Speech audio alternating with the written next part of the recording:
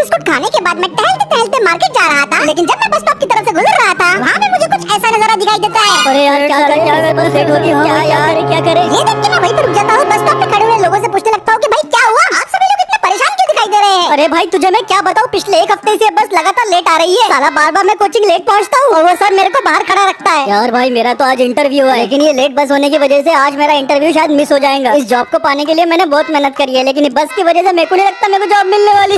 ये बस की वजह से लेट में घर पहुँचता हूँ तो मेरी बीवी को लगता है कि मेरा कहीं और चक्कर है। अब मैं उसे कैसे समझाऊं कि बस ड्राइवर लफड़ा करता है, मैं नहीं। ये सारी बातें सुनने के बाद मुझे काफी ज्यादा बुरा लगता है। और जब मैं इन लोगों से बातें कर ही रहा था, इतने में फाइनली हॉर्न बजाते हुए बस आ ही जाती है और फिर वो बस स्टॉप पे आके खड़ी हो जाती है। चलो रे वरोरा वरोरा। अब मैंने सोचा कि ड्राइवर से मुझे थोड़ी बात कर लेनी चाहिए कि भाई बस इतनी लेट क्यों होती है। मैं और सारे पैसेंजर्स मिलकर बस ड्राइवर को बाहर बुलाते हैं और उससे बात करके उसे बोलने लगते हैं कि क्या भाई ये रोज रोज का नाटक क्या है? ऐसे तुम अगर लेट बस लेके आओगे तो लोगों के काम धंधे स्कूल कॉलेज पे असर पड़ेगा ना। थोड़ा टाइम से तो बस लाया करो। पर ये एसटी बस का ड्राइवर घमंडी था और वो हमारी सारी बातें सुनने के बाद बोलने लगता है, अबे चुपचाप बस में चलने का है तो चलो, यहाँ पे आके तमाशे मत करो बेटा। सरकारी बस से जितना मिल रहा है उतने में खुश रहो। बस ड्राइवर की एटीट्यूड देखने के बाद सारे के सारे पैसेंजर्स उस पे बढ़ जाते हैं। देखते ही देखते पैसेंजर्स और ड्राइवर के बीच में तू मैं शुरू हो जाती है और बात अब इतनी आगे बढ़ गई थी कि ड्राइवर को बहुत गुस्सा आ जाता है और वो बोलने लगता है, अबे चुप करो बे, तुम हम पे हुक्म चलाएंगे क्या? नहीं लेके जा रहा मैं तुम लोगों को आज। इतना बोलते हुए ड्राइवर बस के अंदर बैठ जाता है और बिना किसी पैसेंजर को लिए बस लेके वहाँ से निकल जाता है। और ये तो गलत ही सीन हो गया था। सारे के सारे पैसेंजर्स काफी ज्यादा मायूस थे। मेरा तो जॉब इंटरव्यू गया, साला सर फिर बाहर खड़े रखेगा। मेरी बीवी तो मुझे डिवोर्स ही दे देंगी।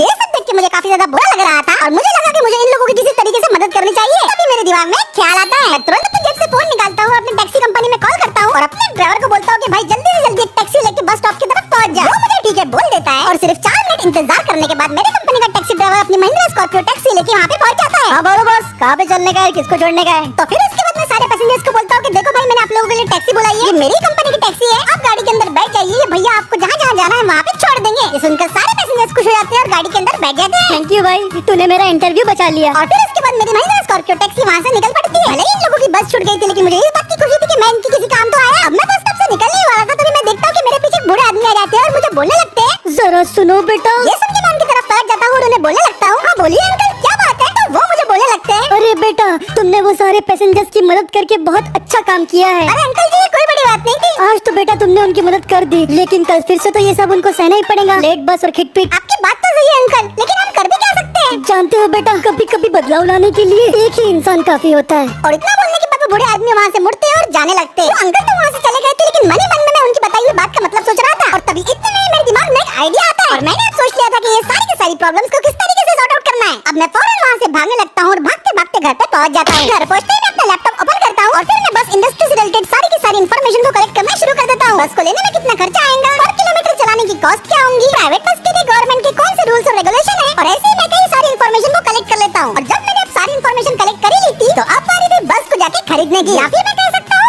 बसेस को। तो उसी के लिए मैं पास ही के एक बस के शोरूम में आ गया था। ये पहली बार था जब मैं शोरूम में बस खरीदने के लिए आया था और जैसे मैं शोरूम में एंटर होता हूँ सबसे पहले मेरी मुलाकात होती है शोरूम के मैनेजर से और वो मुझे बोलने लगता है, दोस्तों आपको पता ही होगा कि इंडिया वर्सेस इंग्लैंड के टेस्ट मैचेस चल रहे हैं और इंडिया ने लास्ट मैच में क्या ही जबरदस्त परफॉर्मेंस दिखाई है, लेकिन क्या आप जानते हैं कि इसी दौरान आप 1xbet पे पैसे कमा सकते हैं? बताओ कैसे? ये आपका इकलौता मौका है इंडिया को जिताने का और इंग्लैंड को हराने का और साथ ही साथ आप ढेर सारे पैसे भी कमा सकते हो। अपने घर पे बैठ के आराम से खेलिए 1xbet, दांव लगाइए इंडिया वर्सेस इंग्लैंड के मैचेस पे और जीतिए लाखों में। रजिस्टर करिए मेरे दिए गए प्रोमो कोड से और डिपॉजिट करने पे आपको मिलेगा 42,900 का बोनस, वो भी गारंटी के साथ। साथ ही 1xbet की ट्रस्टेड डिपॉजिट और भरोसेमंद विड्रॉल सिस्टम से आपके पैसे रहेंगे हमेशा सेफ। तो दोस्तों देर किस बात की, सिर्फ टीवी में मैच देखने से क्या होगा, जल्दी से जाओ 1xbet पे गेम्स खेलो और ढेर सारे पैसे कमाओ। वाओ गुड मॉर्निंग सर, बोलिए मैं आपको कौन सी बस दिखाऊं? तो ये सुन के मैं उसे बोलता हूँ कि भाई मैं प्राइवेट बस कंपनी स्टार्ट करने जा रहा हूँ, आप मुझे उसी के हिसाब से मॉडल्स दिखाइए। सर तो मैं समझ गया आपको क्या दिखाने का है, चलिए मेरे पीछे आइए। और फिर उसके बाद वो शोरूम का मैनेजर एक एक करके मुझे सारी की सारी बसेस दिखाने लगता है। ये देखिए सर, ये लग्जरी V1 आजकल अपने शहर में बहुत चल रही है, मैं आपको इसके इंजन स्टार्ट करके भी दिखा देता हूँ। देखा सर क्या ही आवाज है, क्या ही बढ़िया गाड़ी है, बहुत पावर है इसके अंदर। तो ये बस पसंद आई सर आपको? ये सुन के मैं उसे बोलता हूँ कि नहीं भैया थोड़ी दूसरी बस दिखाओ मुझे। ओके सर, अगर ऐसी बात है तो ये देखिए लग्जरी V2 सबसे बेहतरीन और शानदार पूरी कंफर्ट वाली बस है। सारी की सारे ट्रेवल्स वाले आजकल यही इस्तेमाल कर रहे हैं। इंजन एकदम स्मूथ है, झटके वटके लगते नहीं है, एयर ब्रेक है, भाई आपके काम में आएंगे सर। तो क्या इसका ऑर्डर देना चाहेंगे सर आप? अब ये सुन के मैं उसे बोलता हूँ कि भाई 2-3 ऑप्शंस और भी दिखा दो। अरे क्या सर, थोड़ा आओ मेरे पीछे चलो। थोड़ी सी रगेड और बढ़िया परफॉर्मेंस वाली बस चाहिए तो सर ये ले लीजिए आप। कंफर्ट ठीक ठाक है,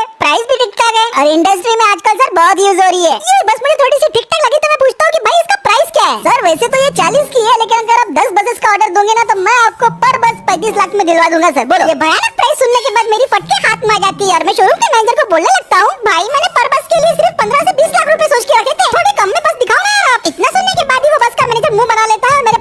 बोलने लगता है, अरे सर कौन से जमाने में जी रहे हो यार आप? आपको प्राइवेट बस कंपनी चलाने की है और ये 10-15 लाख की बस की बात कर रहे हैं?